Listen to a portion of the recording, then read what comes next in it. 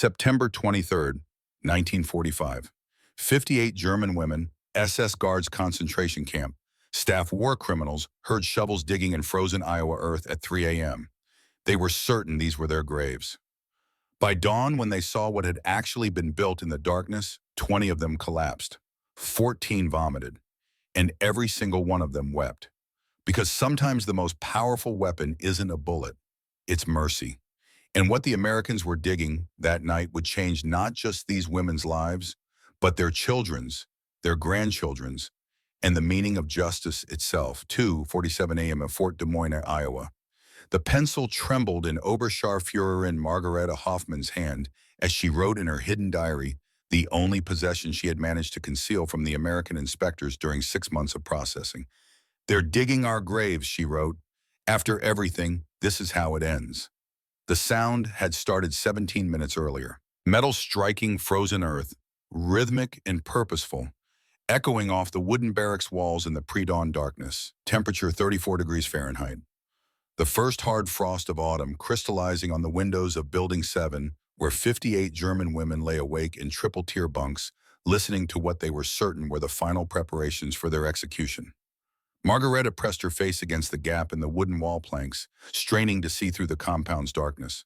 Searchlights swept the perimeter on their standard rotation, but the digging sounds came from the northwest corner, an undeveloped section of Fort Des Moines that had remained empty since the women's arrival in June. She counted the rhythm, 6 shovels, possibly 8. Mechanical equipment rumbling in the background. A diesel engine's distinctive growl, wooden boards being unloaded from trucks. American voices giving orders in casual tones, occasionally laughing. The laughter was what terrified her most. In the bunk below, 19-year-old Greta Schreiber clutched a small piece of fabric to her chest, a hidden scrap of her Hitler Youth scarf she had managed to keep through 6 months of American captivity. Her father, Wehrmacht General Klaus Schreiber, had been executed by Soviet forces in July. Her mother and 2 younger sisters had vanished somewhere in the Soviet zone, almost certainly dead. Greta had built her entire identity on National Socialist ideology, and even now, 4 months after Germany's surrender, she remained convinced of its righteousness. But she wasn't convinced she would see morning. "They're building gallows," she whispered to the darkness. "The Nuremberg trials start in November. They've decided to execute us before winter." Across the narrow aisle between bunks, Dr. Ilse Werner's hands shook violently as she gripped her thin blanket. At 41, she had been one of the Wehrmacht's few female physicians performing amputations without anesthesia during the final months of the war when medical supplies had vanished. Her medical license had been revoked during American processing. Her hands, which had once performed delicate surgery with concert pianist precision, now trembled constantly from morphine withdrawal.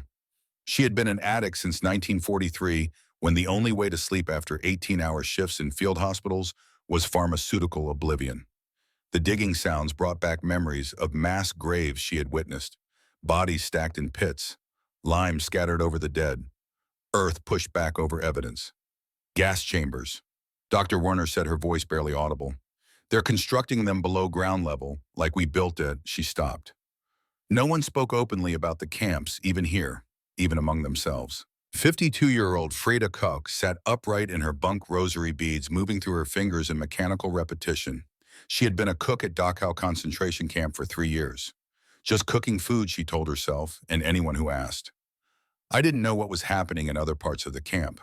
This was a lie she had told so many times she almost believed it. The smells from the crematorium had reached the kitchens daily. Everyone knew her 3 sons were somewhere in occupied Germany. Wilhelm, 10 years old, Heinrich, 8, Otto, 6. She had sent them away from Berlin in March 1945, fleeing the Soviet advance in different directions. The International Red Cross had no information about their whereabouts, no information about whether they were alive. Frieda had not slept more than 3 hours consecutively in 127 days. The digging continued. 3:15 a.m. new sounds joined the symphony of metal on frozen earth. Hydraulic hiss of mechanical equipment. Not just shovels now, but excavation machinery. The kind used for large-scale projects. The kind used for mass graves that needed to hold hundreds of bodies. Building 7 housed the most problematic prisoners, the ones the Americans had marked with red stamps on their processing files.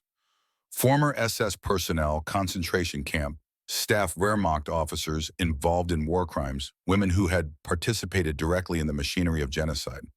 Out of 3,200 German women held at Fort Des Moines, these 58 represented the hardest cases, the ones least likely to be repatriated quickly, most likely to face war crimes tribunals. They had assumed their detention would be temporary, processing interviews, eventual return to Germany. But September had brought rumors. The Nuremberg trials were beginning, lists were being compiled, executions were scheduled. And now at 3:15 in the morning on the first frost of autumn, someone was digging in the darkness. 16-year-old Erika Steinbach pulled her knees to her chest, making herself as small as possible in her bunk. The youngest prisoner in the compound, she had been a BD-M leader, Bund Deutscher Mädel, the League of German Girls. At 15, she had commanded 40 girls in the Volkssturm, the final desperate defense of Berlin. She had loaded anti-aircraft guns while Soviet shells demolished her city. Both her parents had died in the Dresden firebombing. She was entirely alone in the world, and she was certain she would die before her 17th birthday. The only person in Building 7 who wasn't terrified was Inge Müller, and that was because Inge had been on both sides of German imprisonment. At 37, she had been arrested by the Nazis in 1943 for communist resistance activities. She had spent 2 years in Ravensbrück concentration camp in Block 17, where medical experiments were conducted on prisoners. Her guard during those 2 years had been Oberscharführerin Margareta Hoffmann, the same woman now lying in a bunk 12 feet away, waiting for American execution. Inge spoke perfect English. She had lived in Chicago from 1928 to 1933, working in factories, organizing labor unions, believing in the American promise of democracy, before returning to Germany to fight fascism. The Americans had detained her through administrative error, categorizing her as a Nazi collaborator because she had been found in a work camp at war's end. 6 months of bureaucratic processing had failed to correct the mistake. She had stopped trying to explain. In a few months, they would realize their error and release her. Until then, she waited. And unlike the others, Inge did not believe the Americans were digging graves. Americans don't execute prisoners at midnight, she said quietly, addressing the darkness of Building 7. The Geneva Convention prohibits it. Americans follow their rules. Geneva Convention. Greta spat the words. You think they care about rules? Look what they did to Dresden, to Hamburg, to Berlin. Burned cities full of civilians. And you think they won't execute 58 guards? They documented every bombing raid, Inge replied. They followed their rules even when dropping fire. That's the difference between them and us. We abandoned rules. They never did. Margareta said nothing. She had supervised Block 17 at Ravensbrück, where Dr. Karl Klauberg performed sterilization experiments on women. Watched it happen. Filed the paperwork documenting it. Done nothing to stop it. If the Americans were digging her grave, it was justice, not murder. 4:17 a.m. The digging sounds changed. The excavation phase seemed complete. Now came the sound of concrete mixing, the mechanical churn of cement tumbling in a portable mixer. Concrete meant foundations. Foundations meant structures. But structures for what? Hannah Reich, 24 years old, her face and arms covered in burn scars from a plane crash during Berlin's final defense, pressed her ruined hands against her face. She had been a Luftwaffe test pilot, flying experimental jets that reached speeds beyond imagination. She had crashed during a combat mission in April, pulling herself from burning wreckage with 40% of her body severely burned. American medics had saved her life with treatments unavailable in Germany. Penicillin, this miracle drug she had only heard rumors about, freely used on an enemy combatant. Now they would execute her after saving her. The irony was unbearable. 4:30 a.m. brought another shift change. The women could hear American guards changing posts, their casual conversation floating across the compound. No tension in their voices, no urgency. One guard laughed at something, another whistled. A radio played Glenn Miller's In the Mood, the swing rhythms incongruous with the digging sounds that continued beyond the barracks. Dr. Werner, her medical training allowing her to maintain some analytical distance, despite her terror, noted the guards' behavior carefully. If they were preparing executions, the guards would show stress. They would be tense. These men are relaxed, or they're desensitized, Margareta said. They've done this before. It's routine to them. Or Inge insisted this is construction, not preparation for death. 4:43 a.m. The digging stopped. Equipment shut down with mechanical finality. Truck engines started, drove away. The worksite went silent. Dawn was scheduled for 6:47 a.m., 1 hour until whatever had been prepared in darkness would be revealed in light. Building 7 had not slept. Some women had written final letters to families they would never find. Others had confessed their crimes to each other in whispered conversations, seeking absolution from fellow sinners. Margareta had written in her diary, "If this is justice, I accept it. If this is murder, history will judge them as it judges me." Dr. Werner had prayed for the first time since 1938, the year she had stopped believing any God could exist in the world the Nazis were building. Greta had taken a piece of sharp metal salvaged from a broken bunk frame and carved out the small swastika tattoo on her inner thigh, a hidden symbol of devotion she had gotten at 17. She had bled through her prison uniform. The pain welcome, the removal necessary. If she was going to die, she would die having rejected the symbol she had once treasured. Frida had organized the women into a prayer circle, Catholic prayers in Latin echoing through the barracks. Women who had participated in genocide now begging for mercy from a deity they had ignored during their crimes. But what none of them knew, what they couldn't possibly know as they waited for dawn and execution, was that the digging they had heard wasn't preparation for death. It was the foundation for something that would challenge everything they understood about justice, about mercy, about what it meant to be enemies and what it meant to be human. Because the Americans weren't digging graves, they were digging hope. And hope for these 58 women who had participated in history's darkest chapter was more terrifying than any execution could ever be. 6:47 a.m. The loudspeaker crackled to life. All prisoners, formation in 10 minutes.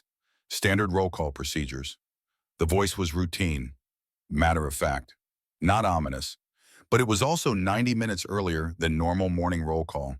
The women of Building 7 dressed in silence. Many chose their best remaining clothes. The cleanest prison uniforms. The most carefully mended items. If they were to die, they would die with dignity. Erica braided her hair with shaking hands. Frida ensured her blouse was buttoned correctly.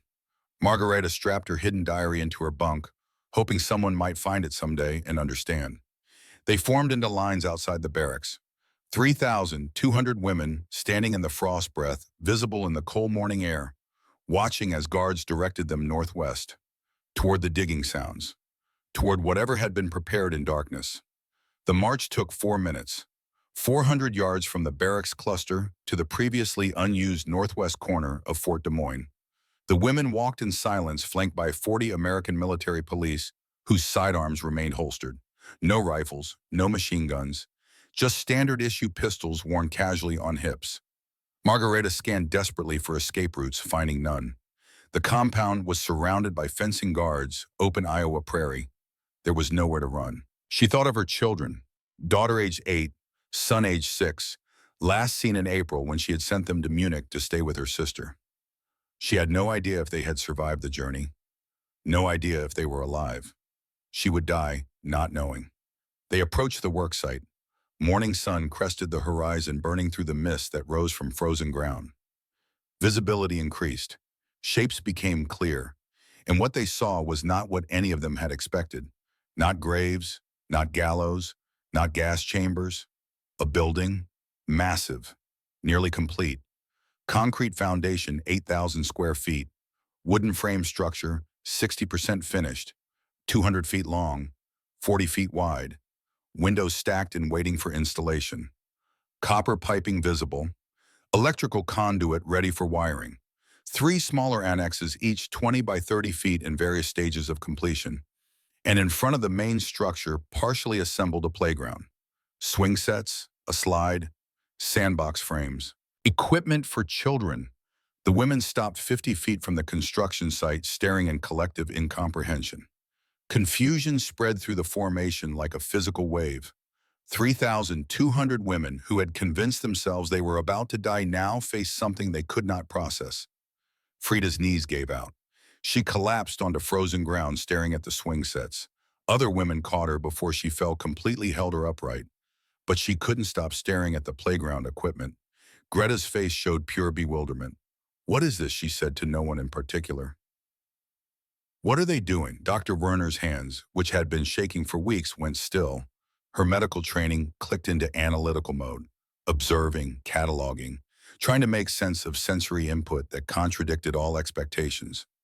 Erica, at 16, the youngest, began to cry silently, though she couldn't have explained why. Relief, confusion, hope, fear all combined into tears that streamed down her face without permission. Only Inga smiled grimly. "I told you," she said quietly. "Americans don't execute at midnight." The construction workers were arriving for their morning shift. 12 civilian contractors, 4 Army engineers, electricians, plumbers, a foreman checking clipboards and directing work. They glanced at the assembled prisoners with mild curiosity but no hostility. No celebration, just another day of construction. Work. Camp Commander Colonel Margaret Phillips, 44 years old, former school teacher from Wisconsin, stepped onto an improvised platform made of construction lumber. She wore her Women's Army Corps uniform immaculately, every button polished, every crease sharp. Behind her stood a translator, a Red Cross representative, and a photographer whose camera was already documenting the scene. The prisoners waited. 3,200 women who had expected death now facing something they couldn't name. Colonel Phillips cleared her throat, her voice amplified by a portable speaker system carried across the frozen assembly ground with absolute clarity. "This facility is being constructed for your children." The words landed like artillery shells. 3,200 women processing information that made no sense. Your children. The two words that changed everything. Colonel Phillips continued, her voice steady, professional, reading from prepared remarks that had been approved by the War Department, the State Department, and the International Red Cross. "Intelligence reports indicate that 847 of you have children under age 12 currently in displaced persons camps, orphanages, or held by relatives in the occupied zones of Germany. The International Red Cross has located 312 of them. The United States government has authorized family reunification for prisoners who meet rehabilitation criteria." Frida made a sound, something between a gasp and a sob. 3 sons. Wilhelm, Heinrich, Otto. The Red Cross had found children. Maybe. Possibly. The math became desperate prayer. 847 mothers. 312 children found. What were the odds? "This child care and education center," Phillips gestured to the construction behind her, "will house your children while you complete re-education and repatriation processing. Construction will be complete in 6 weeks. The first children will arrive by Christmas." Silence. Absolute silence for 23 seconds. Multiple witnesses would later time it, compare notes, agree on the duration. 23 seconds of 3,200 women attempting to process information that contradicted everything they understood about their situation. Then chaos. 412 women collapsed where they stood, knees giving out, bodies hitting frozen ground. Medical personnel rushing through the formation to assist. 1,200 began weeping uncontrollably, sounds that ranged from quiet tears to wailing grief. 340 screamed, releases of emotion held captive for months. 89 vomited, shock response overwhelming physical control. 14 hyperventilated to unconsciousness. The American medics had anticipated this. They moved through the crowd with practiced efficiency, smelling salts for the unconscious, blankets for those in shock, gentle words in German for those who could still hear words. The photographer captured everything, his camera clicking steadily, documenting a moment that would later appear in classified military reports filed in Washington. Margareta stood frozen, processing.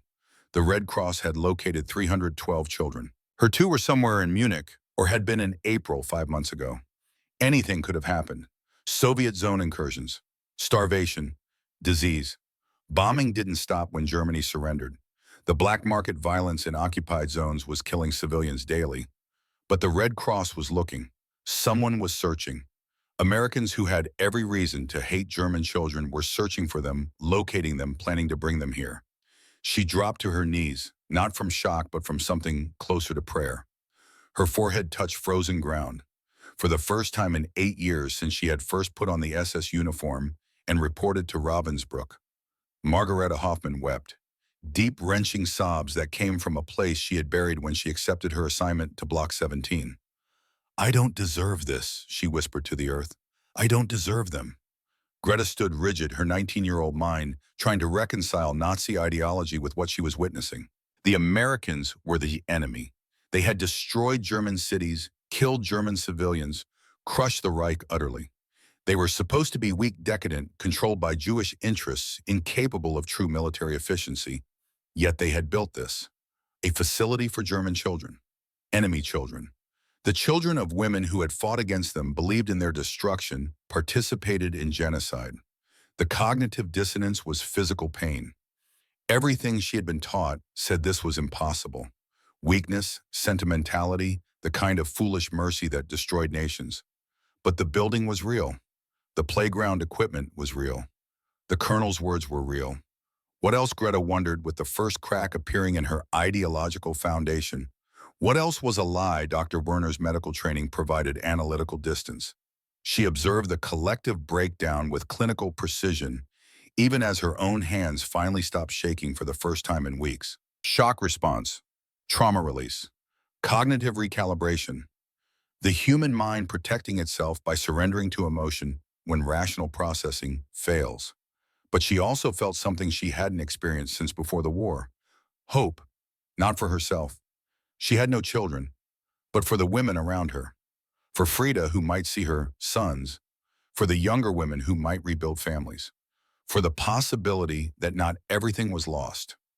Erica at 16 watched the mothers collapse and felt profound loneliness mixed with unexpected hope. She had no children. She had no family. Both parents dead. No siblings, no extended relatives she knew of. This facility being built would not reunite her with anyone. But they were building it anyway. These Americans who were supposed to be monsters were building a playground for German children. The Hitler Youth had taught her that Americans were weak because they valued individual life over collective strength. That they were decadent because they allowed freedom instead of demanding obedience. That they were contemptible because they showed mercy to enemies. She looked at the swing sets and thought, if this is weakness, what does strength mean? Colonel Phillips waited for the chaos to subside. It took 11 minutes. Gradually, the weeping quieted. The unconscious were revived. The formation, broken by collapse, reformed into something approximating order. The prisoners stood, sat, or leaned on each other. All attention focused forward. You will have questions, Phillips said. I will answer what I can. The questions came in German, shouted from the formation, desperate and overlapping. The translator struggled to keep pace. Phillips waited, letting the wave of questions crest and break, then addressed them systematically. How many children have been found? Someone shouted. Margareta recognized the voice as belonging to Katharina Weiss, a prisoner from Building 4. 312 confirmed locations, Phillips answered. 535 still being searched for. The International Red Cross is working with occupation authorities in all 4 zones, American, British, French, and Soviet. Success rate is improving weekly. Hope and anxiety in equal measure. 312 found, 535 still lost. 33 confirmed dead, though Phillips didn't mention that number. No need to add grief to this moment. What are the conditions? This question came from multiple prisoners simultaneously. What must we do? Phillips consulted her notes. Complete denazification interviews. Participate in re-education programs. Demonstrate fitness for parenting. Agree to repatriation terms. War crime suspects will be evaluated individually. The last statement sent ripples through Building 7's contingent. War crime suspects. Women like Margareta. Like the SS guards. Like the concentration camp staff. Would they be excluded? Executed instead of reunited. Margareta didn't ask. She was afraid of the answer. When will they arrive? Frida's voice barely audible but carrying desperate hope. Construction completion in 6 weeks. First children arrive December 15th if weather permits. Groups of 20 to 30 children weekly thereafter. December 15th, 83 days away. Frida began counting immediately. 83 days until she might see Wilhelm Heinrich Otto. 83 days of waiting, hoping, praying. She had survived 6 months of captivity. She could survive 83 more days.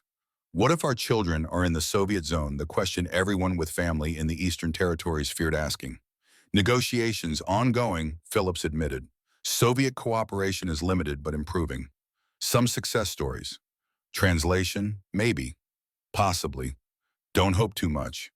The Soviet zone was where Germans disappeared, where the Red Cross had minimal access, where children vanished into orphanages and work camps and mass graves. Greta's siblings were in the Soviet zone. She knew they were dead, had accepted Asana, but the tiny possibility that someone was looking, that Americans were negotiating with Soviets for German children, it created a hope she didn't want and couldn't suppress. What about those of us without children? This from a younger prisoner, maybe 20, voice shaking. This facility will also serve as an education center for all prisoners, Phillips explained. English classes, vocational training, parenting workshops for mothers, general education for younger prisoners. Everyone benefits. Inclusion, not just for mothers, for all of them. The building represented more than reunion.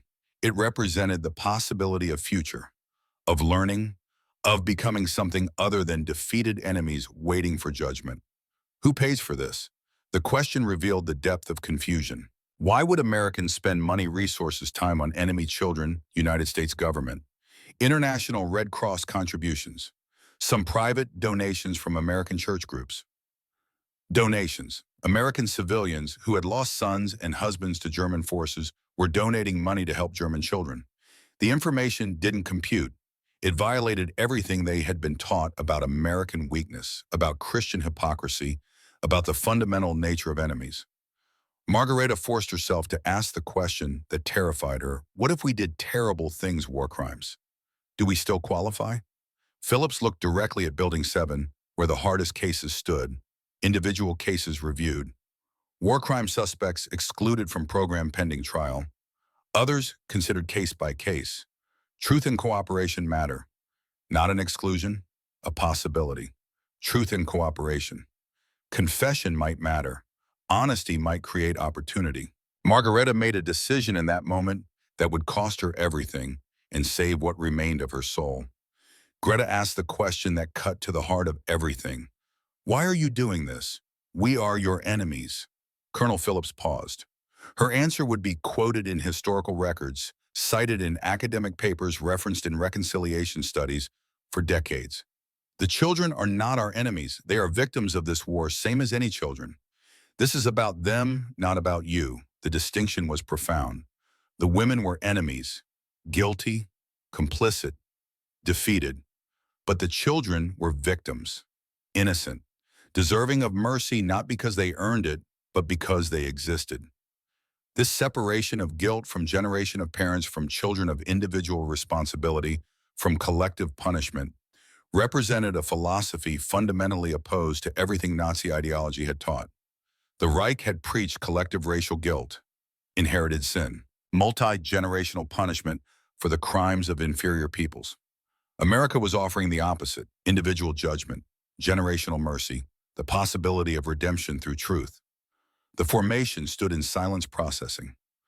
3,200 women confronting the demolition of everything they thought they understood about their enemies, their situation, their future. And in that silence, as morning sun burned away the frost and illuminated the half-built structure behind Colonel Phillips, something shifted. Not forgiveness. These women had done things that could never be forgiven. Not absolution. Their crimes were documented, witnessed, undeniable. But possibility. The smallest crack in the certainty of damnation. The faintest light suggesting that maybe, just maybe, the ending had not yet been written. Margareta looked at the playground equipment and made her choice. She would confess everything. Every detail of Block 17. Every experiment she had witnessed. Every report she had filed. Every moment she had stood by and done nothing while women screamed in medical laboratories. She would tell the truth, knowing it would almost certainly mean trial and execution. But her children, if they were found, would know their mother had chosen honesty over survival. They would know that in the end, she had tried to be worthy of them. Greta looked at the swing sets and felt her ideological certainty crumble. If the Americans were weak, if mercy was foolishness, if the Führer's teachings were absolute truth, then this building could not exist. But it did exist, which meant everything else she believed deserved questioning. Dr. Werner looked at her steady hands and recognized the first step of a very long journey. She couldn't undo the amputations performed without mercy. couldn't resurrect the soldiers she had prioritized over civilians. But maybe with time and truth and work, she could help more lives than she had harmed. It would never be enough. 1,000 good acts couldn't balance one evil one, but one good act was more than zero. Frida looked at the building where her sons might live and felt something she hadn't felt in years. Not hope exactly. Hope was too large, too dangerous. But willingness. Willingness to try. Willingness to wait. Willingness to become whatever she needed to become to earn 83 more days, and then the chance to hold Wilhelm Heinrich and Otto one more time. The sun rose higher, the construction workers returned to their tasks. The women remained standing, staring at the impossible building, the playground that shouldn't exist, the mercy they didn't deserve and couldn't understand. Colonel Phillips dismissed the formation. Returned to barracks. Standard morning routine resumes at 0900 hours. Voluntary work sign-up begins at 1400 hours. The women began to move slowly, still stunned. But Margareta noticed something. The way they walked had changed. 6 hours ago, they had walked like condemned prisoners. Now they walked like women who might have futures. It was a small change. But in a world where everything had been destroyed, where every certainty had been proven false, where graves turned into playgrounds and enemies offered mercy to children, small changes could become revolutions. The digging at midnight had not been preparation for death. It had been the foundation for something none of them had dared imagine. Hope. At 10:30 a.m. the announcement came. Voluntary participation in construction work. Help build the facility for your children. 20 hours per week maximum. No forced labor, same rations, no extra benefits. Sign-up begins at 1400 hours. They expected 50 volunteers, maybe 100 women willing to participate, to contribute, to build something instead of just waiting. By 2 p.m. when sign-up began, 2,847 women had lined up. 89% of the compound. A line 400 yards long. Guards, confused by the overwhelming response, hastily organizing shifts because they didn't have enough tools, enough supervision, enough capacity for this level of participation. Greta stood in line. Dr. Werner, Erica, Frida, women from every building, every background, every level of guilt. They stood in autumn cold, waiting for the opportunity to hammer one nail, carry one board, contribute 1 hour to building something for children they might never see. I can't undo Ravensbrück, Margareta whispered to herself, inching forward in the line. I can't bring back the women who died under my watch. But I can build this. I can carry one plank hammer, one nail. It's not atonement. It will never be atonement. But it's something. At 3:30 p.m., the first shift of 200 women arrived at the construction site. American foreman Thomas McCarthy, a carpenter from Pennsylvania who had 3 sons in the Army, looked at the assembled prisoners with skepticism. He had built military facilities across 2 continents. He'd never seen prisoners volunteer for work with this kind of intensity. All right, he said through a translator. Lumber needs moving from the delivery trucks. Nails need sorting. Primer needs applying to finished walls. You know carpentry, raise your hand. 14 hands went up. Former carpenters. Women who had worked in trades before the war. Before the Reich decided women's work was childbearing and housekeeping. Electrical work. 6 hands. Painting, 47 hands. McCarthy nodded slowly. Okay then. Let's build something. For the next 2 hours, 200 German women carried lumber, sorted hardware, painted walls, cleared debris. They worked in silence, at first concentration and emotion preventing conversation. The sound was hammers, saws, breathing, boards sliding into place. McCarthy watched a woman who looked to be in her 50s, carrying boards with precision, placing them exactly where his crew indicated, checking measurements before setting them down. You've done this before, he said to the translator. My father was a carpenter, Frida responded. I learned young. Good work, McCarthy said simply. It was the first compliment Frida had received in 6 months. She felt herself begin to cry and forced it down. There would be time for tears later. Now there was building. By 5 o'clock p.m., when the shift ended, the women had accomplished 40 linear feet of wall framing. McCarthy reported to Colonel Phillips. They work like it's their own homes, never seen prisoners work this hard voluntarily. The women returned to their barracks, exhausted, paint-stained, covered in sawdust and concrete dust. Their hands hurt. Their backs ached. They were filthy and tired. And they slept that night better than they had slept in months. Because for the first time since capture, Since surrender, since the final collapse of everything they had believed in, they had built something instead of destroying something.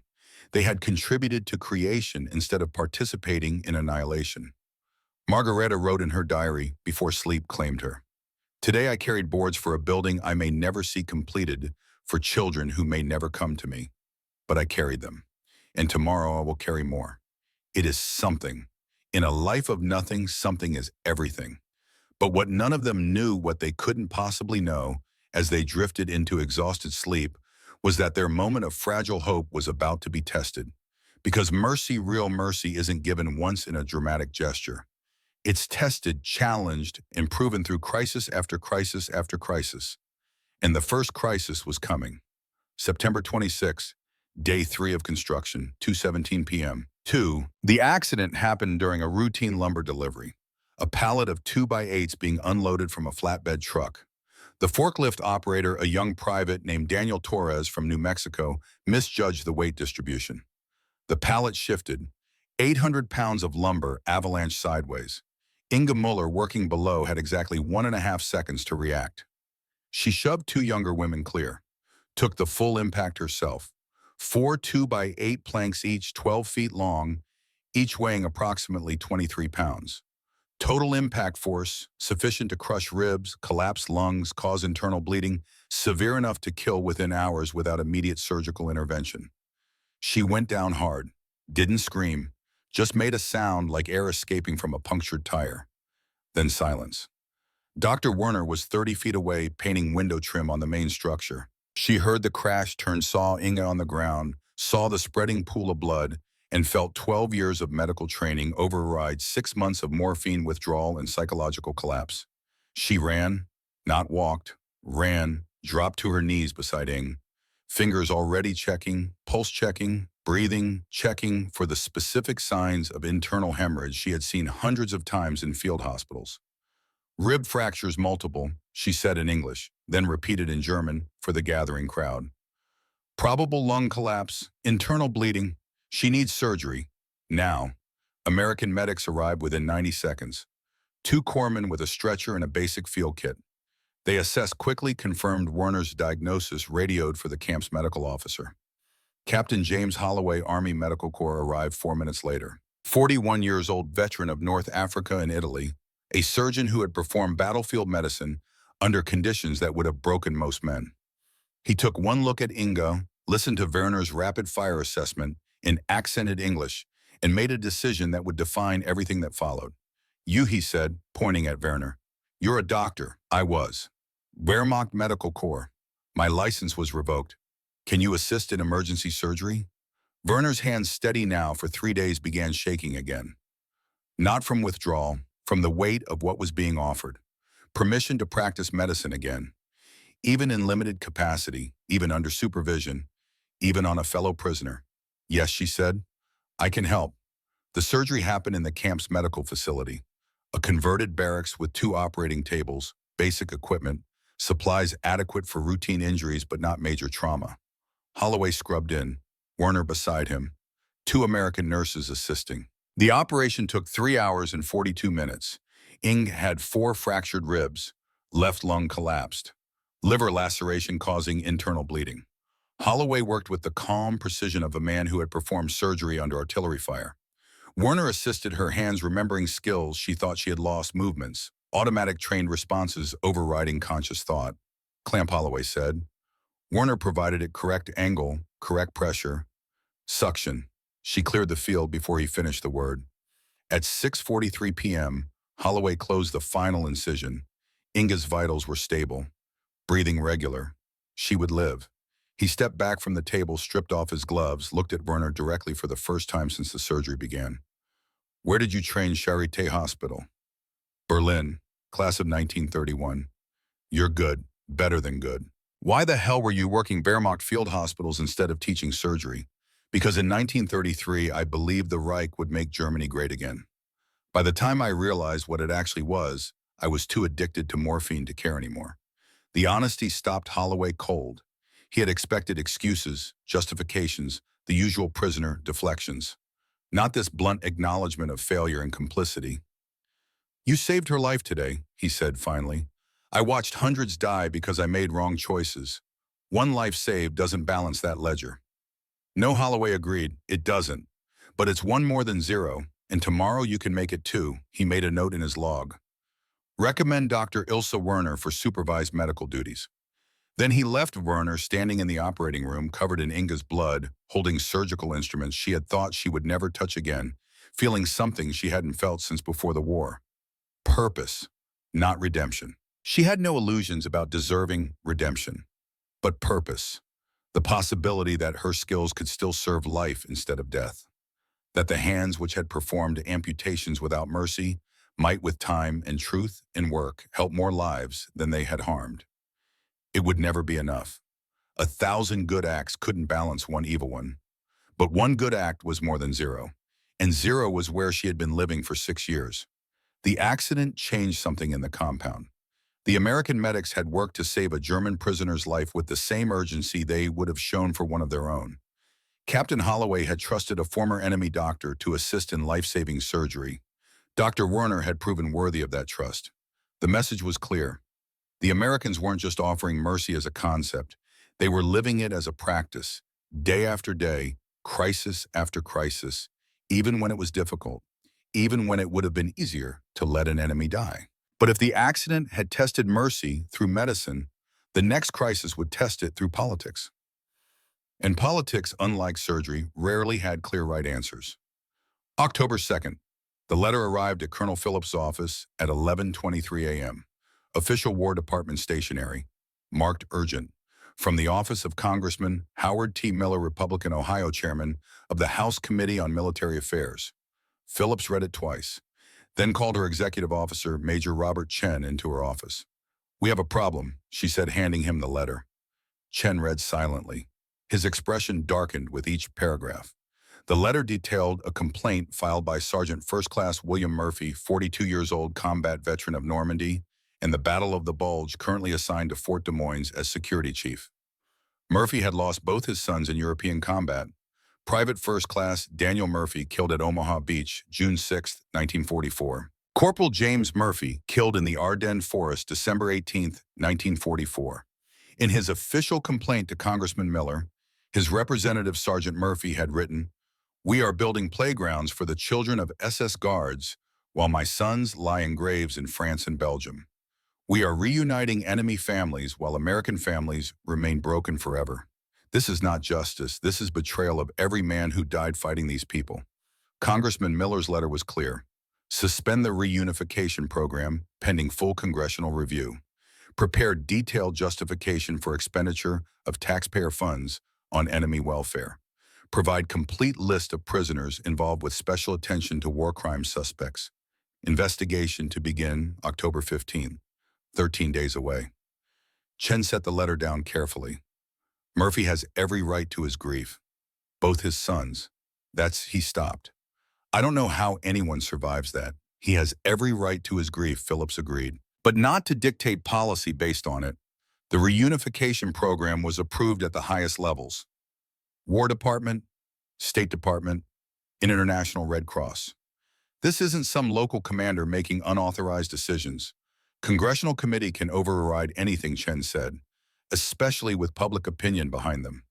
And Murphy's story, 2 sons killed, now forced to guard the people who killed them. That story will play very well in the press. Phillips looked out her window at the construction site where 200 German women were currently working on window installation. Beyond them, the playground equipment, now nearly complete. Beyond that, Building 7, where 58 women with the worst crimes on their records waited to learn if truth and cooperation would actually matter. "How long until word spreads through the compound?" she asked. "It already has," Chen said quietly. "Murphy's not subtle. He's been vocal about his opposition since day one. The prisoners know someone's trying to shut this down." Phillips made her decision. "Schedule a meeting with Sergeant Murphy. Tomorrow, 0900 hours. And get me the files on his sons. I want to know exactly what happened to them." "What are you planning?" "I'm planning to listen," Phillips said. "He deserves that much. What happens after that depends on whether he's willing to listen in return." But as Chen left to make the arrangements, Phillips looked again at the construction site and thought about the real question underlying everything. How do you balance justice for the dead with mercy for the living? How do you honor the sacrifice of men like Murphy's sons while also acknowledging that German children didn't choose their parents' crimes? Democracy required this balance, required holding multiple truths simultaneously. The Germans had committed atrocities. The children were innocent. Both statements were true. Both had to be honored. The challenge was figuring out how. October 3rd, 9 a.m., Sergeant William Murphy sat across from Colonel Phillips in her office. 42 years old, graying hair cut military short, eyes that had seen too much and lost too much and held on to anger because anger was easier than grief. Phillips had read the files on his sons. Daniel, aged 19 when he died on Omaha Beach. Body never recovered. Name on a memorial wall at the Normandy American Cemetery. James, aged 21 when he died in the Ardennes. Killed by German artillery during the Battle of the Bulge. Buried at Henri Chapelle American Cemetery in Belgium. 2 sons, both dead. Both killed by the very people Murphy was now assigned to guard. "Thank you for meeting with me," Sergeant Phillips began. "Ma'am, with respect, I didn't request this meeting. You did." "Fair enough. Then let me be direct. I read your letter to Congressman Miller. You have legitimate concerns. You deserve answers. My concerns aren't complicated, ma'am. We're rewarding the enemy. My sons died fighting these people. Now we're building them playgrounds. It's wrong. The children didn't kill your sons. Their parents did. Their government did. Their ideology did. You want me to pretend that doesn't matter because the kids are innocent. Everyone's kids are innocent. My kids were innocent. Didn't stop German bullets from killing them." Phillips had known this would be hard. She hadn't anticipated how hard. Because Murphy was right. His sons had been innocent. They had died anyway. The Germans had shown no mercy to American soldiers. Why should America show mercy to German children? The answer had to be found not in equivalence but in difference. "You're right," she said. "Your sons were innocent. They died serving their country. Nothing I say will change that or make it fair. But here's what I need you to understand. We're not doing this for the German women. We're doing it despite them. This program isn't about rewarding the enemy. It's about proving we're better than they were." Murphy's jaw tightened. Better than they were. "Ma'am, I watched those Dachau footage films. I know what they did. Being better than that is a pretty low bar." "It is," Phillips agreed. "But it's a bar they failed to clear. Every single day of the war, they chose cruelty. We're choosing differently, not because the Germans deserve mercy, they don't, but because American values require it." "American values," Murphy said bitterly. Daniel believed in American values. He enlisted the day after Pearl Harbor. 19 years old, died face down in the sand at Omaha Beach. James believed too. Volunteered for the Bulge Offensive. Died in a frozen forest on December 18th. My sons believed in American values. It got them killed. Phillips felt the weight of every word. She had no children, had never experienced the specific agony of losing a child, but she had sent men into combat, had signed orders that resulted in deaths, had lived with the weight of command decisions that ended lives. "Your sons died defending those values," she said quietly. "Democracy, freedom, the rule of law, individual dignity, the belief that children are not guilty of their parents' crimes. If we abandon those values now, if we punish German children for being born German, then what did your sons die for?" Murphy stood abruptly, walked to the window, looked out at the construction site. 200 German women working, carrying lumber, installing windows, building something. "Those women out there," he set his back to Phillips. "Some of them were SS. Some worked in the camps. Some participated directly in genocide. You want me to feel sorry for them because their kids are in orphanages?" "No," Phillips said. "I want you to feel nothing for them. And they don't deserve your sympathy, but their children do. Because those children are exactly like Daniel and James, innocent, born into a world they didn't choose, suffering for decisions made by adults they had no power to stop." Murphy turned back and Phillips saw something in his face. Not agreement, but the first crack in the armor of absolute certainty. "What happens to the ones who committed war crimes?" he asked. "The ones who actually did the killing. Do their kids still get reunited?" "Individual review," Phillips said. "Truth and cooperation matter. A woman who confesses, who helps us document what happened, who shows genuine understanding of her crimes, her case is reviewed differently than someone who denies everything. But yes, even war criminals' children are considered. Because the children didn't commit the crimes. That's Murphy stopped. I don't know if I can accept that. I'm not asking you to accept it, Philip said. I'm asking you to allow it. There's a difference. You can hate this program. You can hate me for implementing it. You can believe it's wrong with every fiber of your being. But I need you to do your job professionally while the investigation proceeds. And if Congress shuts it down, then it shuts down. And 312 children stay in orphanages. And 847 mothers never see them again. And we prove that we're no different than the Germans. That we punish children for their parents' sins. That mercy has limits. That American values are negotiable. Murphy was silent for long seconds. Outside, the sound of construction continued. Hammers, saws, women building a future they might never see. I'll do my job, he said finally. I won't sabotage the program, but I won't support it either. And when Congress asks my opinion, I'll tell them the truth, that this is wrong. That's fair, Philip said. That's all I ask. After Murphy left, Major Chen entered. He'd been waiting outside. How did it go? He won't interfere, Philip said. He also won't help. And he'll testify against us when the investigation starts. So we bought 13 days. 13 days, Phillips confirmed. And in those 13 days, we need to prove this program works. We need documentation, success stories, evidence that reunification actually rehabilitates. Because if Congress shuts us down, it won't be because we failed. It will be because we didn't prove success fast enough. Chen nodded. I'll start compiling reports. But Colonel, even if we prove it works, even if we document everything perfectly, Murphy's story still resonates. 2 dead sons, that's powerful. I know Philip said, which is why we need something equally powerful on the other side. We need the women themselves to prove this matters, not through our reports, through their actions. But neither Phillips nor Chen knew that across the compound in Building 7, Margareta Hoffman had already made a decision that would provide exactly the testimony they needed. She had simply been waiting for the right moment to act on it. October 4th. Margareta requested a meeting with the War Crimes Investigation Unit. The request itself was unusual. Prisoners typically avoided investigators. They certainly didn't volunteer for interviews.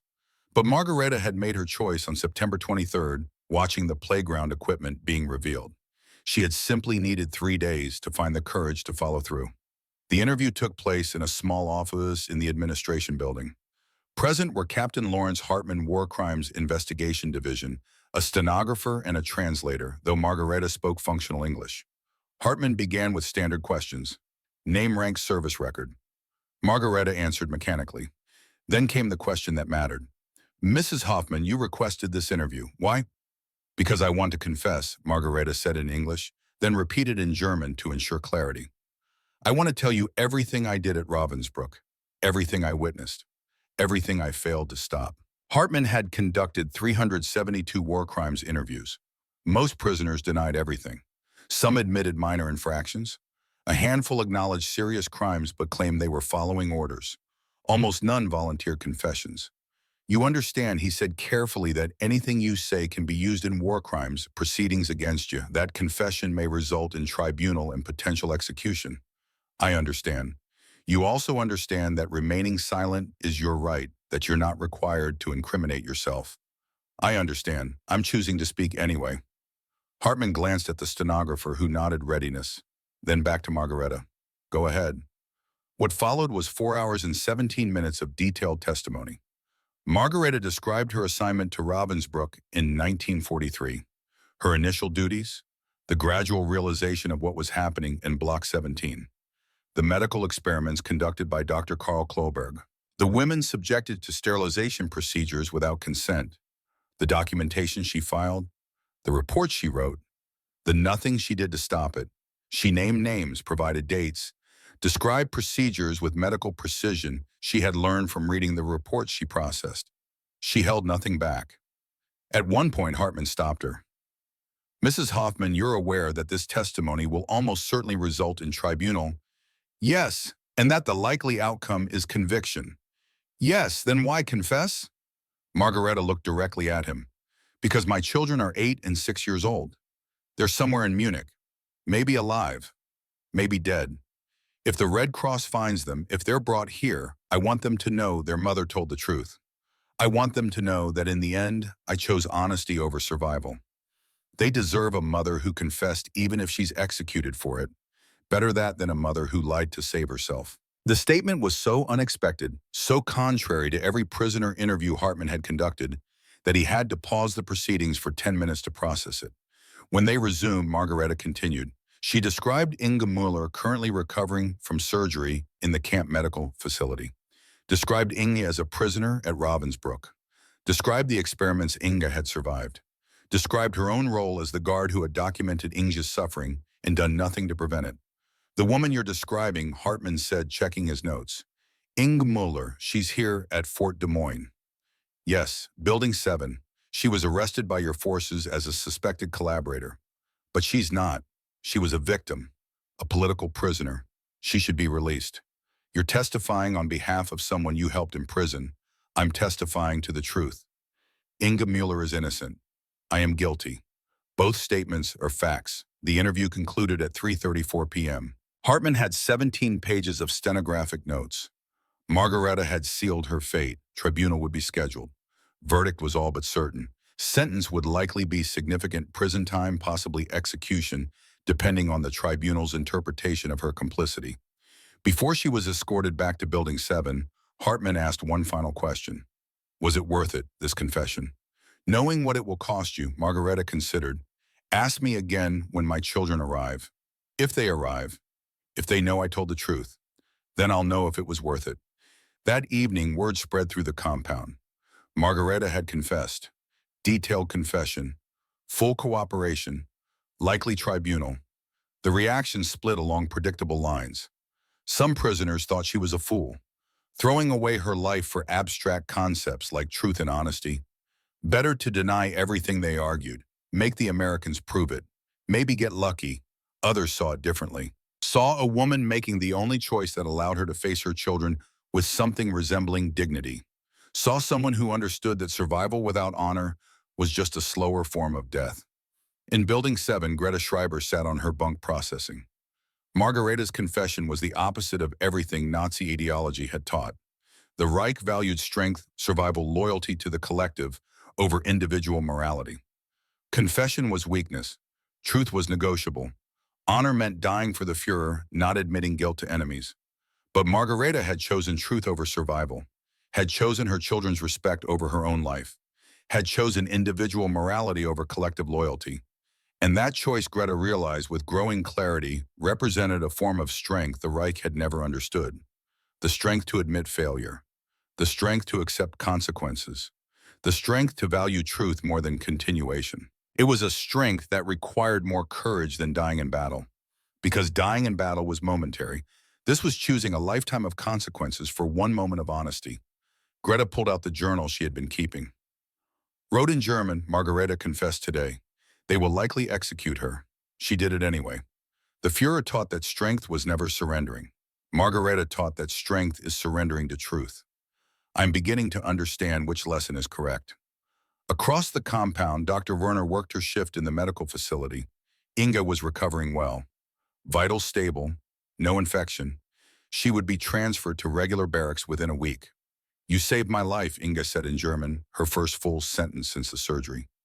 Captain Holloway saved your life, Werner corrected. I just assisted.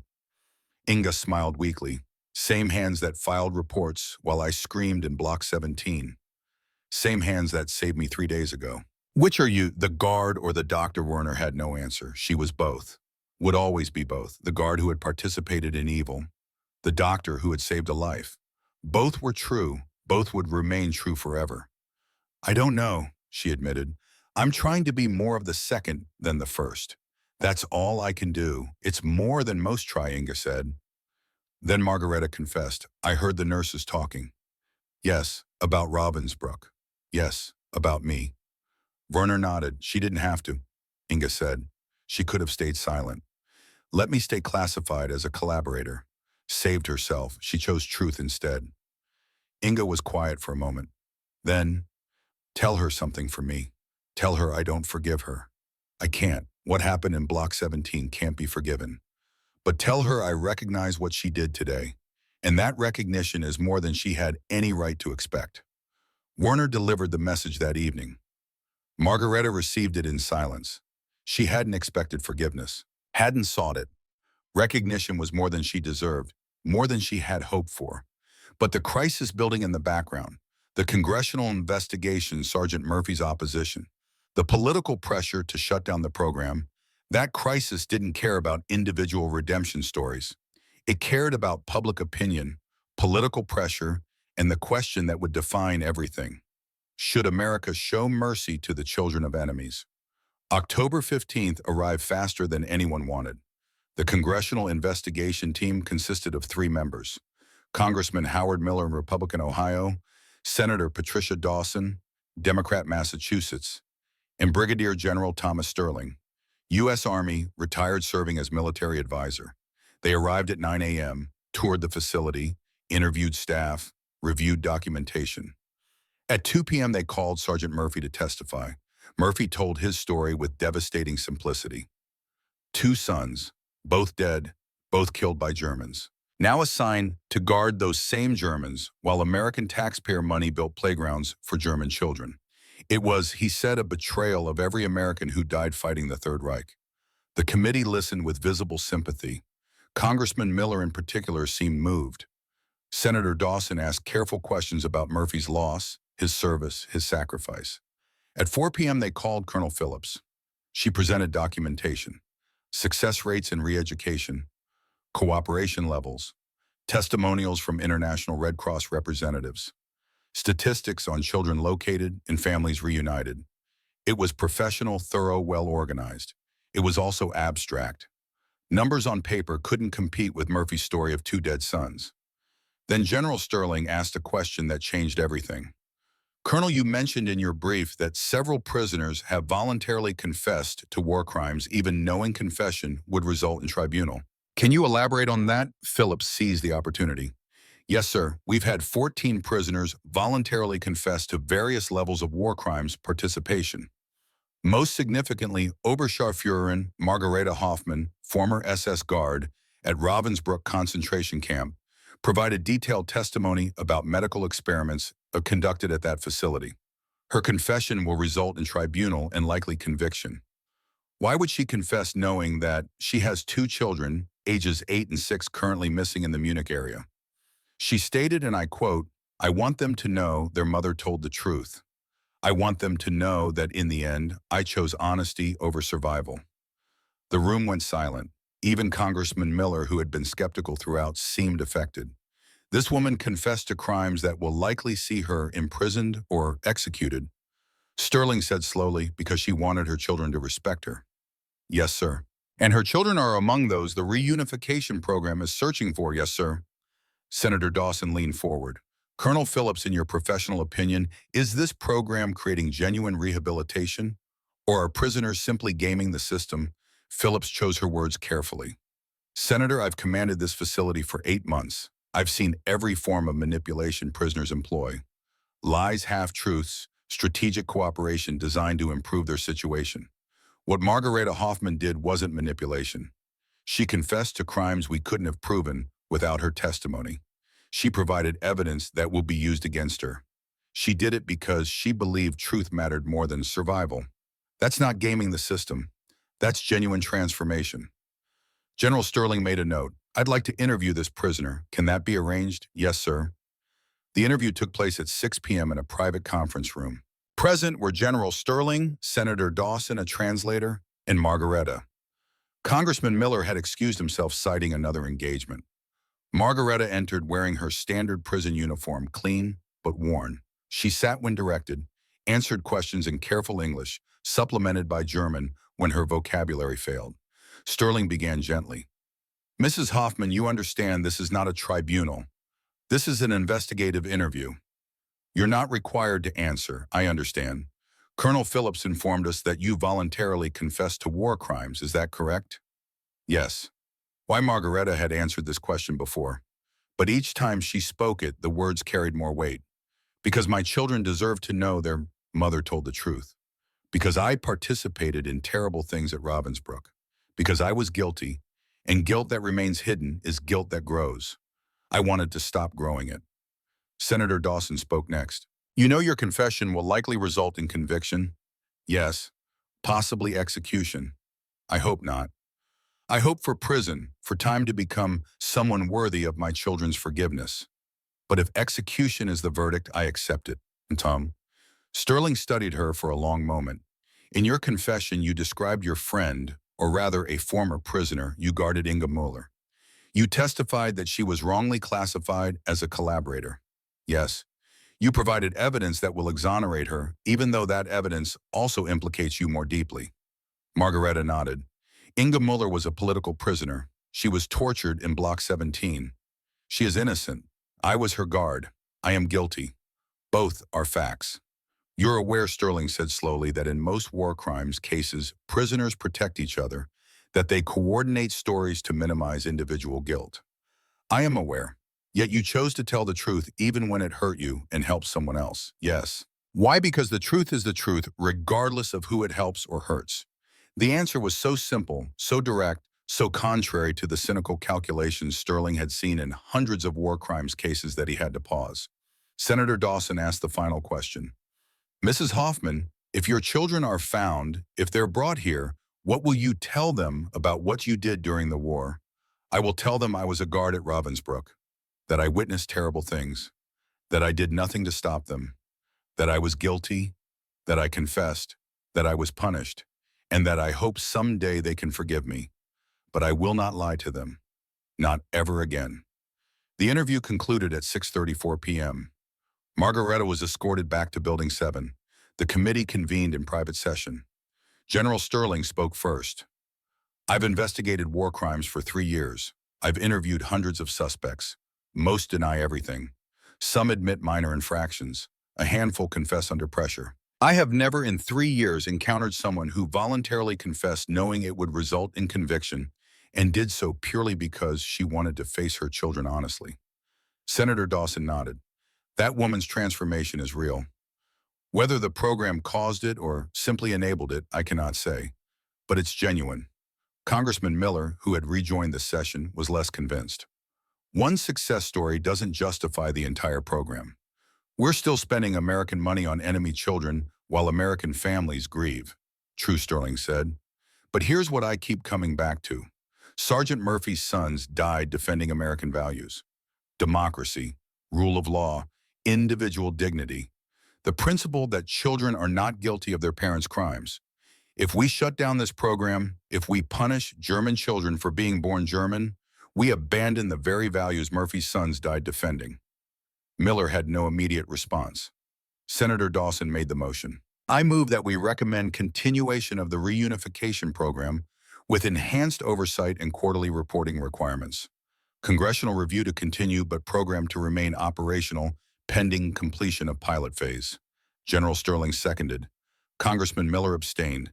The vote carried. October 16th, Colonel Phillips received official notification. Program continuation approved. Enhanced oversight required. Congressional review ongoing. But operational authority maintained. She called Major Chen into her office. We won. Barely. But we won. For now, Chen said, Miller's going to keep pushing, and Murphy's not going to stop opposing this. I know, Phillips said, which is why we need to prove beyond any doubt that this works.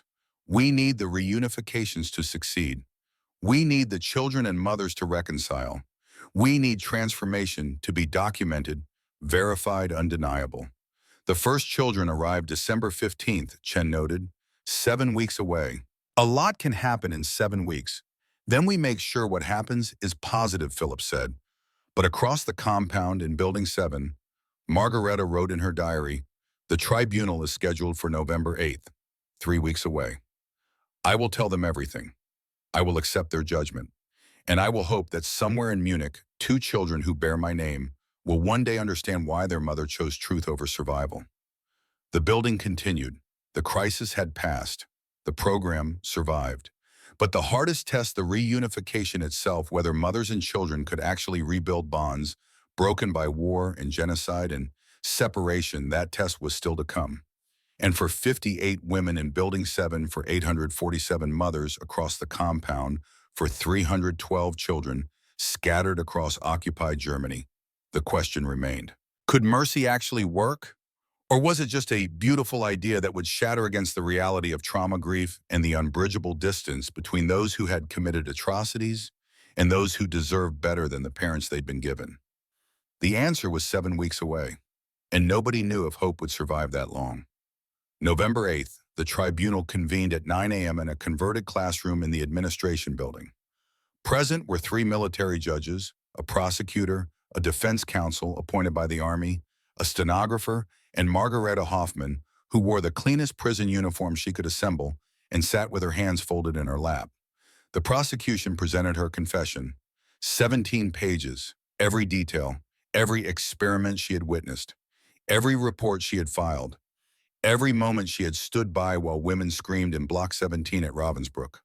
Her defense counsel, Captain David Morrison, did what he could. He presented her voluntary confession as evidence of genuine remorse.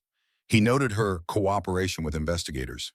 He emphasized that she had not directly participated in the experiments, only documented them. The prosecution countered that documentation enabled the experiments. That silence in the face of evil was complicity. That following orders was not exoneration. Margareta was asked if she wished to speak. She stood. "I was guilty then," she said in careful English. "I am guilty now. I will be guilty forever. I do not ask for mercy for myself. I ask only that if my children are found, they be told I confessed, that I chose truth, that in the end I tried to be worthy of them." She sat down. The tribunal recessed. Deliberations took 47 minutes. The verdict, guilty on all counts of complicity in war crimes. The sentence, 12 years imprisonment, eligible for parole after 8 years with good behavior. Conditioned children permitted monthly visits if reunification occurs. It was more than Margareta had hoped for. Less than she deserved, she believed, but it meant she might possibly see her children grow up, might possibly earn their forgiveness before she died. She returned to Building 7 that evening. The other women knew the verdict. Some congratulated her on avoiding execution. Others said nothing, processing their own fear of upcoming tribunals. Greta approached her after dinner. "You told the truth and they didn't execute you." "They didn't execute me," Margareta confirmed. "They gave me 12 years. But you're alive, and your children can visit." "Yes." Greta sat on the edge of Margareta's bunk. "The Reich taught that confession was weakness, that enemies would use truth against you, that survival required deception. The Reich taught many lies," Margareta said quietly. "I'm beginning to understand that," Greta admitted. "Then I'm going to confess too. I commanded a Hitler Youth unit that shot down an American bomber. 3 crew members died. I justified it as military necessity, but they were just doing their jobs, same as I was doing mine. I need to tell the truth about it. It will mean tribunal," Margareta warned. "I know, but you survived yours. Maybe I will too. And if I don't, at least I'll die having told the truth instead of living with lies." After Greta left, Dr. Werner approached. "Captain Holloway approved me for full medical duties, supervised but full authority for routine procedures. He's recommending my medical license be conditionally reinstated." "That's good news," Margareta said. "It is. And it happened because you confessed. Because you proved that truth matters. You created a template for the rest of us." "I created a template for prison," Margareta corrected. "You created a template for living with ourselves," Werner said. November 29th, the announcement came. 47 children arriving December 15th through 17th. Names posted alphabetically on bulletin boards in each barracks. At 2 p.m. when the list went up, it was chaos. 847 women surging toward the boards, scanning desperately for their children's names. Some found them immediately and collapsed in relief. Others searched multiple times, refusing to believe, absence hoping they had missed something. Frida Koch found hers on the second reading. Her hands were shaking too hard the first time. Koch Wilhelm, age 10. Arrival December 16th. Koch Heinrich, age 8. Arrival December 16th. Koch Otto, age 6. Arrival December 20th. 3 sons, all alive. All found, all coming. She touched the names with her finger, tracing each letter, making it real through tactile confirmation. Then her knees gave out. Other women caught her, held her upright while she wept. Not quiet tears. Great wrenching sobs that came from 6 months of accumulated fear and hope and desperate prayer. Thank you, she whispered to God, to the Red Cross, to the Americans, to anyone who might be listening. Thank you. Erica Steinbach helped post the lists. She had no children, would find no names. But she had been assigned to photograph the reunifications, to document this moment for official records. It was work that mattered. Purpose. Future. As she watched the mothers weeping over found names, she felt something unexpected. Not jealousy, not loneliness, but hope. Hope that if these women guilty of terrible things could be given second chances, maybe she could too. Maybe a 16-year-old Hitler youth leader who had loaded anti-aircraft guns could become something else. A photographer, a documenter of reconciliation instead of a participant in war. Dr. Werner found no names on the list. She had no children. But she found something else. A note from Captain Holloway requesting her assistance in the medical screening of arriving children. Checking for malnutrition, disease trauma indicators, real medical work, meaningful contribution. She accepted immediately. Margareta searched the list 3 times. Her children's names weren't there. A guard explained war crimes conviction, delayed reunification. Must be cleared or sentenced first. 3 to 6 months additional processing. Children safe with aunt in Munich, but not coming yet. Maybe never. Margareta's response was quiet acceptance. I understand. I confessed for their sake, not mine. Better they come to a mother who told truth than a mother who hid it, even if truth cost me everything. But that night alone in her bunk, she wept. Silent tears that soaked her pillow. Not for herself, for her daughter and son, 8 and 6 years old, who would spend another Christmas without their mother because their mother had chosen honesty over reunion. It was the right choice. She believed that absolutely. But right choices still hurt. Building 7 that night was divided. 33 women whose children were coming. 25 whose children were not. But the division wasn't hostile. Those waiting helped those preparing. Sewing small clothes from donated fabric. Making toys from scrap materials. Offering advice and support and shared hope. Because they were no longer just prisoners. They were mothers preparing for reunification. And that shared identity transcended individual circumstances. December 10th, 5 days before the first arrivals. The preparation intensified. Parenting workshops daily. Mrs. Helen Kowalski, Red Cross child psychologist, taught with devastating honesty. Your children have survived trauma. Bombing, hunger, displacement, possibly abuse. Some won't recognize you. Some will be angry. Some will be withdrawn. This is normal. You don't need to be perfect parents. You need to be present ones. Frida raised her hand. What if they hate me for leaving, for surviving? Then you love them anyway, Kowalski answered. You show up anyway. You earn their trust back however long it takes. Love isn't a feeling you demand from them. It's a commitment you make to them. The workshop covered practical skills, nutrition on limited rations, education in destroyed systems, emotional support with limited resources. And the topic none of them wanted to face: how to talk to your children about what you did in the war. They will ask, Kowalski said. Maybe not today, maybe not for years, but they will ask. You need an answer. It doesn't have to be complete. It has to be honest. Children forgive many things. They don't forgive lies. That night, Frida practiced what she would tell her sons. I was a cook at Dachau. I told myself I didn't know what was happening in other parts of the camp. But I did know. The smell from the crematorium reached the kitchens every day. I knew and I did nothing. I was guilty. I'm sorry. I will spend the rest of my life trying to be worthy of your forgiveness. The words were inadequate. The truth was unbearable. But it was truth. And truth she had learned from Margareta was the only foundation on which to rebuild anything.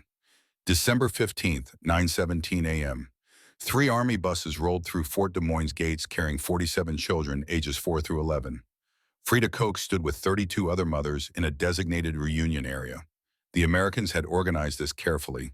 Structured, supervised, medical personnel on standby, photographers documenting, translators available. Everything planned to minimize trauma and maximize success.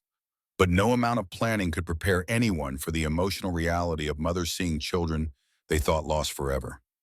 The bus doors opened, children descended one at a time, names called, mothers stepping forward. Koch Wilhelm, Koch Heinrich.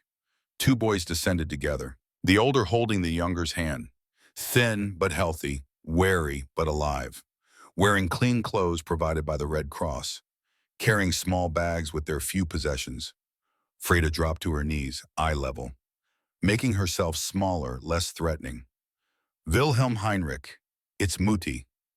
Wilhelm, age 10, stared. Recognition delayed by 8 months of separation. The last time he'd seen his mother was marching chaos in Berlin, collapsing around them. She had put him and Heinrich on a train with strangers promised to follow, never arrived. You left us, he said, not a greeting, an accusation.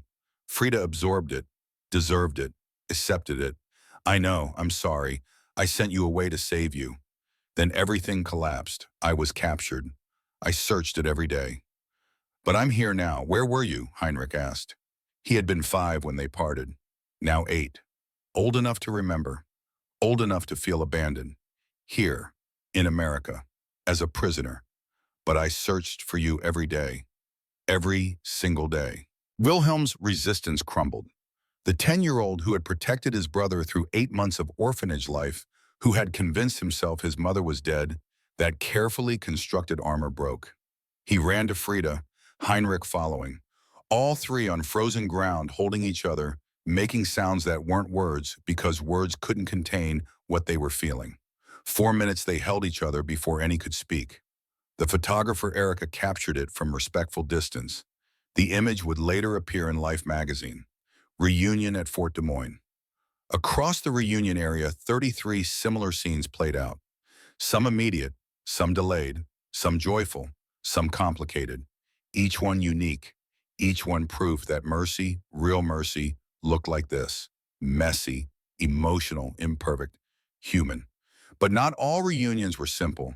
Katie Werner, age 9, had been told her mother died. The Red Cross had located her in October, corrected the record, explained that her mother was alive, detained in America.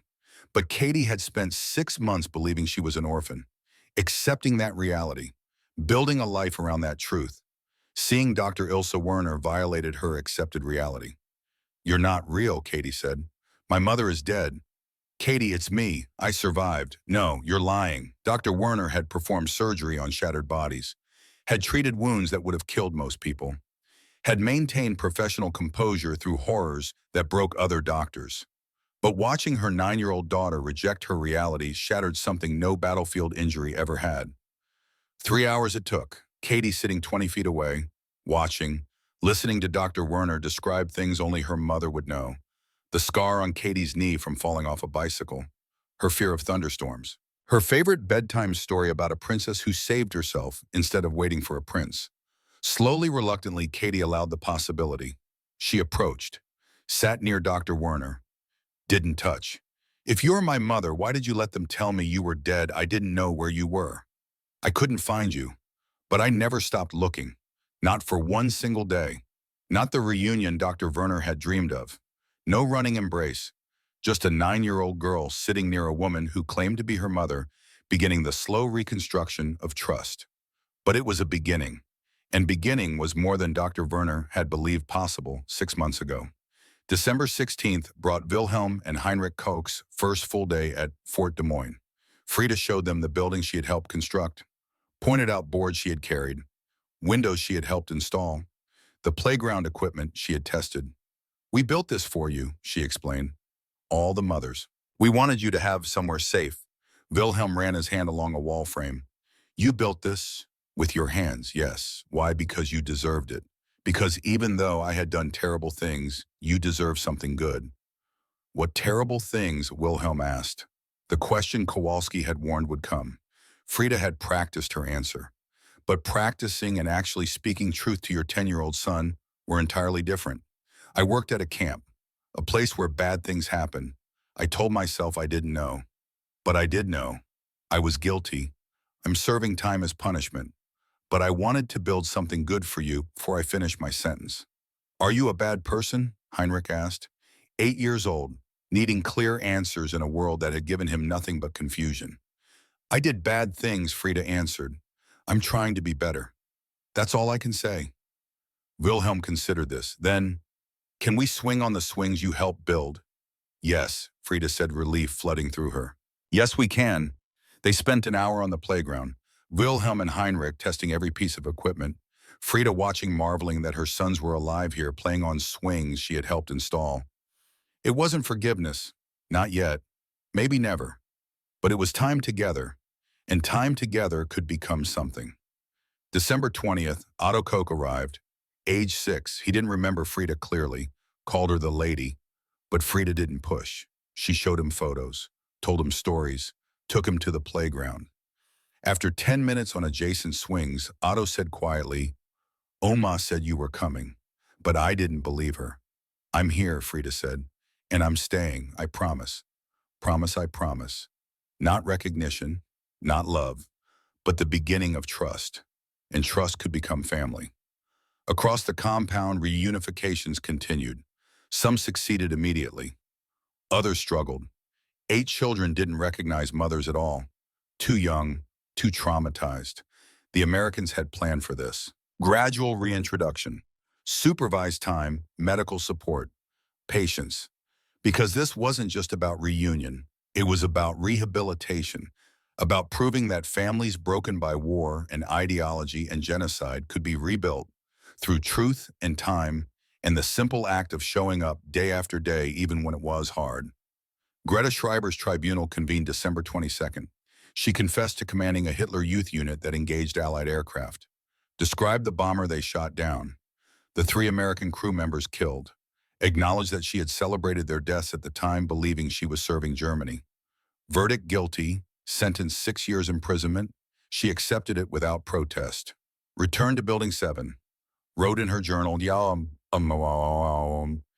I was guilty, I am guilty, I will be guilty, but at least now I am guilty honestly. And honesty is the first step toward becoming someone different. January 1946. The facility reached operational capacity. 312 children, 847 mothers, a small city of reconciliation in rural Iowa. School classes began, bilingual curriculum, German and English, American teachers working alongside German mothers who had teaching experience. The irony wasn't lost on anyone.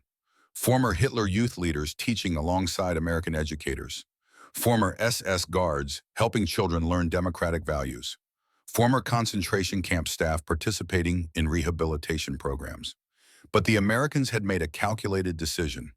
Rehabilitation required participation, required responsibility, required the guilty to become teachers of better values even if they had once taught terrible ones. Colonel Phillips watched from her office window as Greta Schreiber, 19-year-old former Hitler Youth leader, currently serving 6 years for war crimes, helped a group of 7-year-olds with their English homework. The cognitive dissonance was profound, but it was also the point. Transformation didn't happen through punishment alone. It happened through being given responsibility and proving worthy of you. February 3rd, Margareta received notification. Her children had been located. Her daughter Anna, age 8, her son Klaus, age 6, currently with her sister in Munich. Medical screening complete. Psychological evaluation pending. Expected arrival late March, pending final tribunal approval. 3 months away. Margareta had been sentenced to 12 years. Her children would be allowed monthly visits. It was more than she deserved, more than she had hoped for. She wrote to them immediately, a letter the Red Cross would deliver, explaining, apologizing, promising to tell them everything when they arrived, promising never to lie, promising to spend the rest of her life earning the right to be their mother again. March 15th, additional children arrived, 83 more. The facility expanded, more barracks converted, more teachers hired, more mothers reunited. The success rate varied. 67% of reunifications succeeded immediately. 28% required extensive support but showed progress. 5% failed completely, children too traumatized or mothers too damaged. The Americans documented everything. Success and failure, progress and setback. Because this wasn't just an experiment in mercy. It was a test of whether reconciliation was possible after total war. March 28th. Anna and Klaus Hoffman arrived on the afternoon bus. Margareta waited with 20 other mothers whose children were on the same transport. The bus doors opened. Children descended. Margareta saw her daughter first, 8 years old, taller than she remembered, hair in braids, wearing a donated dress that didn't quite fit. Anna recognized her immediately. Muti, she said. Just that, nothing else. Then she ran. They collided in the middle of the reunion area. Margareta dropped to her knees, held her daughter, made sounds that weren't words. Anna held back just as hard. Klaus followed more slowly. 6 years old. He remembered her, but barely, approached cautiously. Anna pulled him in, all three together. I'm sorry, Margareta whispered. I'm so sorry. I did terrible things. I'm in prison for them. But I'm here now, and I'll tell you everything. The truth, always the truth. Auntie said you were in trouble, Anna said. She said you did bad things in the war. I did. I'll tell you about them when you're ready. I'll answer any question. I'll never lie to you, I promise. Are you staying? Klaus asked. Or are you leaving again? I'm staying, Margareta said. I'm in prison, but you can visit every month. I'll be here, I promise. I'll always be here. It wasn't perfect. It wasn't healing. Not yet. But it was honest. And honesty was the foundation for everything else. April through August, 1946. The facility operated at full capacity. Children attended school. Mothers participated in re-education. Reunified families spent supervised time together. The Americans monitored everything, documented everything, prepared reports for Congress. Congressman Miller requested quarterly updates. Remained skeptical but didn't push for shutdown. Sergeant Murphy continued his duties professionally. Never supported the program, never sabotaged it either. Maintained his belief that it was wrong while acknowledging that Congress had authorized it. The tension never resolved. Murphy's sons were still dead. German children were still being cared for with American resources. The philosophical question whether mercy to enemy children honored or betrayed American sacrifice remained unanswered. But the program continued. Children healed. Mothers transformed. Slowly, imperfectly, but measurably.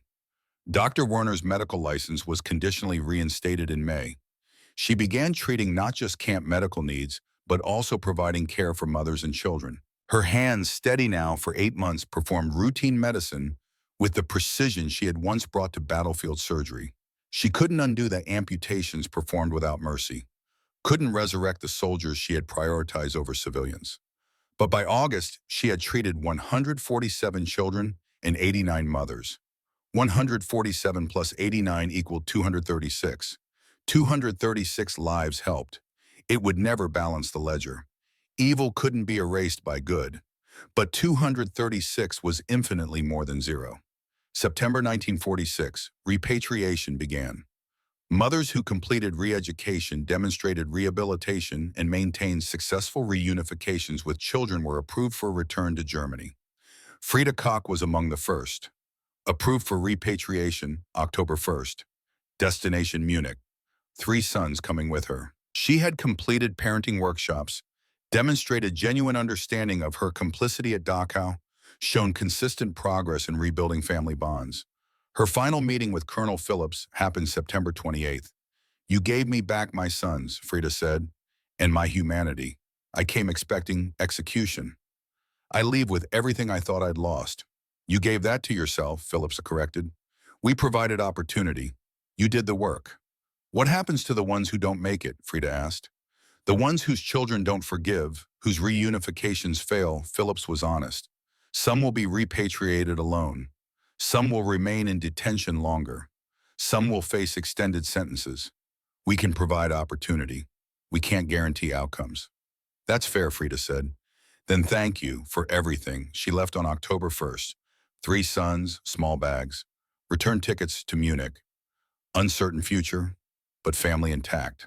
And family intact was more than she had believed possible 18 months ago. Greta Schreiber completed her sentence in February 1948. 21 years old, former Hitler youth leader, convicted war criminal. She had served 2 years of her 6-year sentence before being granted early release for exceptional rehabilitation. She left Fort Des Moines with a letter of recommendation from Colonel Phillips, a conditional educational visa to attend university in the United States, and a journal containing 3 years of documented ideological transformation. She would eventually earn a doctorate in political science, would teach about authoritarianism and democratic resistance, would spend her life explaining how she had been deceived and how she learned truth. Her conclusion, written in 1985 for an academic memoir, "The Reich taught certainty. America taught me to question. Questioning requires more courage than certainty ever did. I learned that courage in an Iowa prison camp where my enemies showed me mercy I didn't deserve and couldn't understand. That mercy saved me, not from prison, from myself." Dr. Ilse Werner repatriated in June 1947, her medical license fully reinstated. She established a pediatric practice in Munich, specialized in treating children of former Nazi Party members, children dealing with parental guilt and social stigma. Over 30 years, she treated more than 3,000 children, helped them understand that they were not guilty of their parents' crimes, helped them build identities separate from inherited shame. She never stopped counting. 3,000 children helped. It never balanced the ledger. She never claimed it did. But 3,000 was infinitely more than zero. Margareta Hoffman served 8 years of her 12-year sentence, released in 1953 with good behavior. Her children, Anna and Klaus, had visited monthly throughout her imprisonment, had learned the truth about Ravensbrück in stages, had struggled with it, had eventually accepted that their mother was both guilty and repentant, both failed and trying. They maintained relationship after her release, complicated, sometimes painful, but honest. And honesty, Margareta had learned, was the only foundation that could bear the weight of truth. She never claimed forgiveness, never believed she deserved it, but she received something more valuable than forgiveness. She received her children's time, their willingness to maintain contact, their acknowledgement that she had told truth and tried to be better. It was more than she had any right to expect, more than she believed possible when she heard shovels digging at midnight in September 1945. November 1985. 40th anniversary reunion. Fort Des Moines had been decommissioned as a military facility in 1976. The site now served as a community center. But for this one weekend, it became again what it had been, a place of reconciliation. 340 attendees, 87 former prisoners, 156 children, now adults, American staff, now elderly, third-generation descendants, people who existed because mercy had been shown 4 decades earlier. Frida Koch, 92 years old, spoke with 3 sons and 12 grandchildren present. "I came expecting death," she said in accented English, carefully practiced for this speech. "I found life, not because I deserved it, because Americans showed mercy to enemies. And that mercy didn't just save me, it saved my sons, and their children, and their children's children. 4 generations exist because someone decided children weren't guilty of their parents' crimes." Wilhelm Koch, 60 years old, added, "The Americans gave us time to become family again. That gift made everything possible. My mother did terrible things. She confessed. She served her sentence. She earned our forgiveness through decades of honesty. But none of that could have happened without this place, without the people who dug in frozen earth at midnight and built playgrounds instead of graves." Colonel Margaret Phillips, 84 years old, retired, concluded, "We did this because it was right. Those children didn't choose war, didn't choose their parents, didn't choose to be born German. Giving people a chance, especially people who seem least to deserve it, is the most powerful weapon democracy has. Not because it's soft, because it's strong enough to show mercy without abandoning justice." The memorial was dedicated at 3 p.m., a bronze sculpture, mother and child, inscription and From Enmity to Humanity, Fort Des Moines, 1945 to 1946. Beneath it, a plaque listing names, not the mothers, not the guards, not the guilty, the children. 312 names, the ones who had been found, the ones who had been reunited, the ones who had been given futures they didn't choose but deserved. As the ceremony concluded, as elderly women and grown children and third-generation descendants gathered for photographs, someone noticed Erika Steinbach, 76 years old, former Hitler Youth leader, current professional photographer, taking pictures from the edge of the crowd. Come join us, someone called. You're part of this story too. Erica hesitated, then stepped forward, into the group, into the photograph, into the permanent record, because she was part of this story. The girl who had expected to die at 16, who had found purpose documenting reconciliation, who had built a life from mercy she didn't deserve. They all had. The final photograph, the one that would appear in newspapers across America the next week, showed them all. Former prisoners and former guards, Americans and Germans, children grown into adults, grandchildren who existed because playgrounds were built instead of graves. It wasn't a perfect story. War crimes couldn't be erased. Genocide couldn't be undone. The dead remained dead. Sergeant Murphy's sons would never come home. But in September 1945, when 58 women heard shovels at midnight and believed they were hearing their graves being dug, they were wrong. Those shovels weren't digging death. They were digging foundation. Foundation for a building, for a playground, for reconciliation, for the radical idea that children of enemies could be separated from their parents' guilt. That mercy was strength, not weakness. That democracy meant holding multiple truths simultaneously. The guilty must be punished. The innocent must be protected. Both. Always both. The women who heard shovels at midnight found playgrounds at dawn. That revelation changed everything. Changed them. Changed their children. Changed the meaning of justice and mercy and what it meant to be enemies and what it meant to be human. Because someone had decided that even those who participated in history's darkest chapter could become builders instead of destroyers, could be given hammers instead of graves, could contribute to creation instead of continuing annihilation. The digging at midnight had terrified them. The revelation at dawn had saved them. And the legacy extended across generations. Proof that mercy is stronger than vengeance. That hope survives total defeat. That even those who deserve nothing can be given something. Not because they earned it, because mercy isn't about deserving. It's about choosing. Choosing to build instead of destroy. Choosing future over past. Choosing possibility over certainty. On November 15, 1985, as the sun set over the Fort Des Moines Memorial, as 340 people who existed because of a choice made 4 decades earlier prepared to depart, someone placed a single flower at the base of the bronze sculpture. White rose, symbol of peace, symbol of innocence, symbol of the children who had been saved, not because their parents deserved saving, but because children never deserved to be punished for crimes they didn't commit. The flower remained there for weeks, replaced by others when it withered, maintained by the community, a permanent reminder. Someone was digging outside. German women heard shovels at midnight. What they found at dawn changed everything, not just for them, for the world. The digging had terrified them. The revelation had saved them. And the legacy proved that the most powerful weapon isn't violence. It's the courage to show mercy to those who deserve it least. Because sometimes, just sometimes, enemies become families. Graves become playgrounds. And the sound of shovels at midnight becomes the foundation for a better world.